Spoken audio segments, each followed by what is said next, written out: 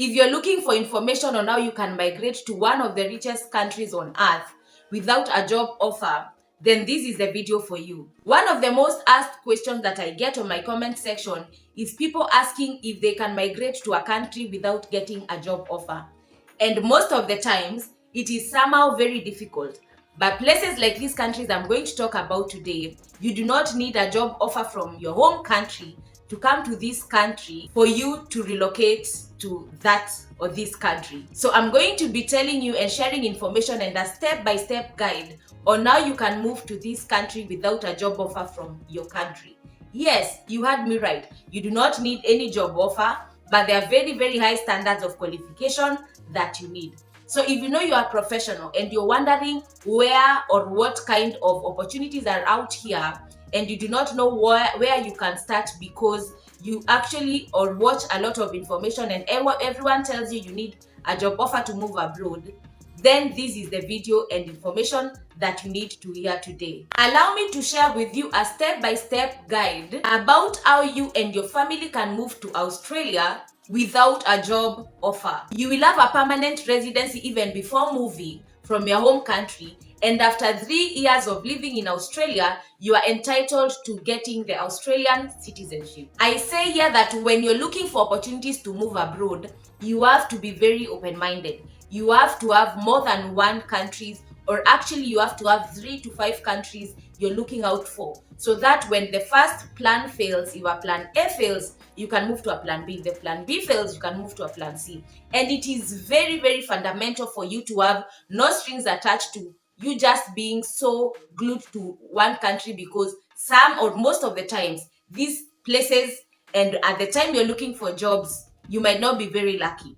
That is why I say you have to be very open-minded, have more than 3, actually have 3 to 5 choices, so that it becomes simple for you when you're looking or when you're very high job hunting for this kind of opportunities to migrate and move abroad. Always pursue multiple options because this increases your relocation chances. Before we go any further, guys, remember to like this video, share with your friends who are looking to move and relocate abroad.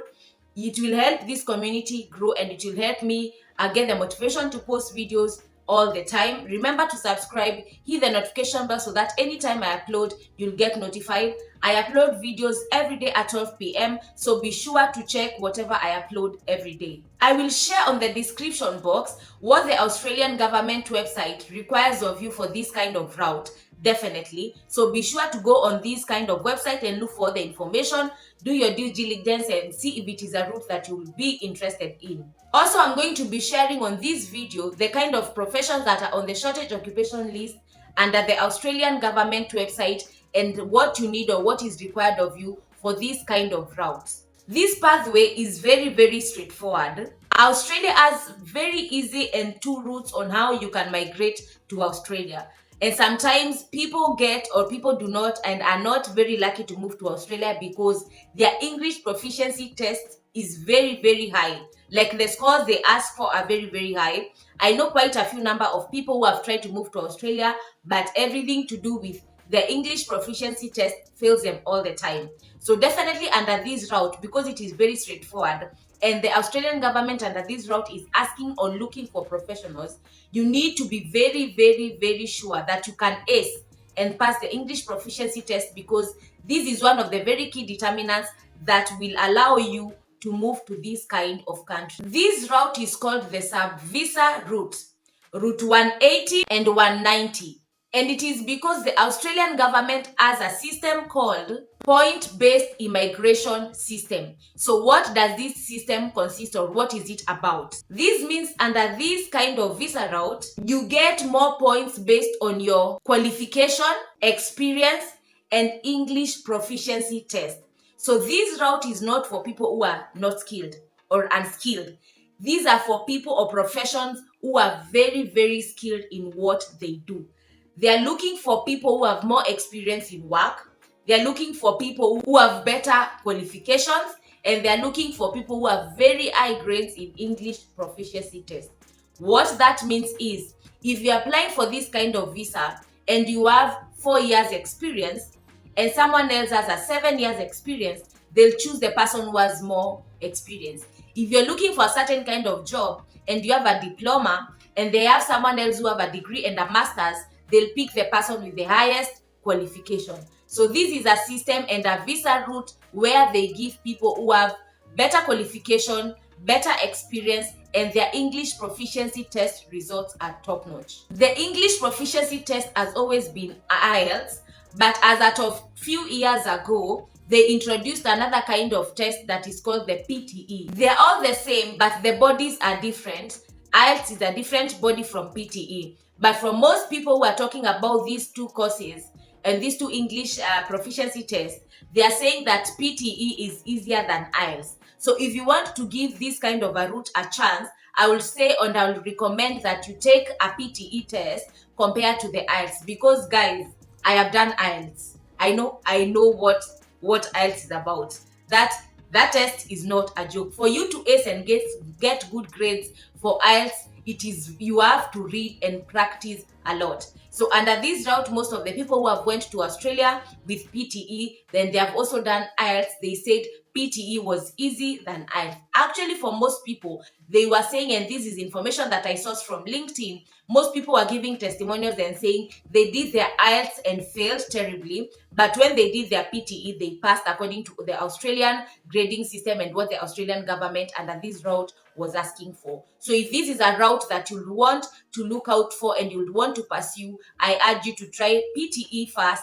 Then if you fail, you can then try your luck with IELTS. But the chances of PTE being a bit easy because of the testimonials I was seeing are very, very high. Once you pass this English test and everything else is in check, you now need to apply for your permanent residency. Remember, you're doing all these from your home country. So you have passed your IELTS or your PTE, you have qualifications, you have like a degree or a master's or a diploma, and then you have 2 or 3 years experience. Once you have all these and you have passed your PTE or your IELTS, you need now to apply for the permanent residency. And actually, for you to qualify for a permanent residency under this visa, you need 1, to have a degree, and 2, be of a qualifying age, and that is from 18 years to 45 years. Remember, the more qualifications you have, the better your chances for your permanent residency to be approved. And also remember, when you're looking for this kind of route or when you want to pursue this kind of route,